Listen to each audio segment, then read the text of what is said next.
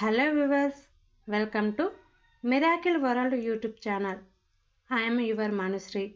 ఇప్పుడు మీరు వినే కథ బంగారు పళ్ళం రామాపురం అనే ఊరిలో సాహు, సీను అని ఇద్దరు స్నేహితులు గాజులు అమ్ముకుంటూ ఉండేవారు. వాళ్ళిద్దరూ ఒక ఒప్పందం చేసుకున్నారు. ఇద్దరు ఊరిని 2 భాగాలుగా పంచుకున్నారు. ఇద్దరు తలో భాగంలో పొద్దున్న మొదలుపెట్టి మధ్యాహ్నం అయినప్పుడు వేరే భాగానికి చేరుకోవాలని నిర్ణయించుకున్నారు. ఇలా ఇద్దరూ ఒక రోజులో ఊరంతా చుట్టి వచ్చేవారు. కాని ఒకరితో ఒకరు వ్యాపారం కోసం పోటీ పడక్కరలేదు అని అనుకున్నారు. ఇలా ఉండగా ఒకరోజు సాహు గాజులు అమ్ముకుంటూ ఒక గుడిసె ముందర నుంచి వెళ్లాడు. గుడిసెలో ఒక అవ్వ, ఆవిడ మనవరాలు ఉండేవారు. మనవరాలు సాహు పిలుపులని విని గాజులు కావాలని సరదా పడింది. అవ్వ సాహుని పిలిచి గాజుల వెలడిగింది. సాహు చెప్పిన ధర చాలా ఎక్కువ, అంత డబ్బు పాపం అవ్వ దగ్గర లేదు. నా దగ్గర ఒక పాత పళ్ళం ఉంది, దానికి మసి పట్టుకుంది. కాని నీకు పనికొస్తుందంటే అది తీసుకుని గాజులు ఇస్తావా అని అవ్వ సాహుని అడిగింది. సాహు పళ్ళం తీసుకుని చూశాడు. కింద గోరు పెట్టి గీస్తే అది బంగారు పళ్ళం. చాలా విలువైనది. సాహుకి దురాశ కలిగింది. ఈ పళ్ళమా? ఇది దేనికి పనికొస్తుంది? పూర్తిగా మసి పట్టుకుపోయింది. దీనికి గాజులు రావు కాని కావాలంటే ఒక కాసు ఇస్తాను, తీసుకో అన్నాడు.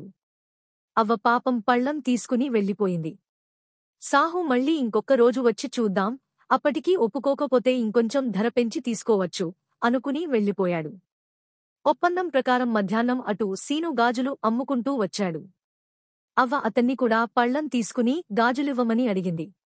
సీను కూడా చూసి వెంటనే అది బంగారు పళ్ళం అని తెలుసుకున్నాడు. కాని సీను మంచివాడు.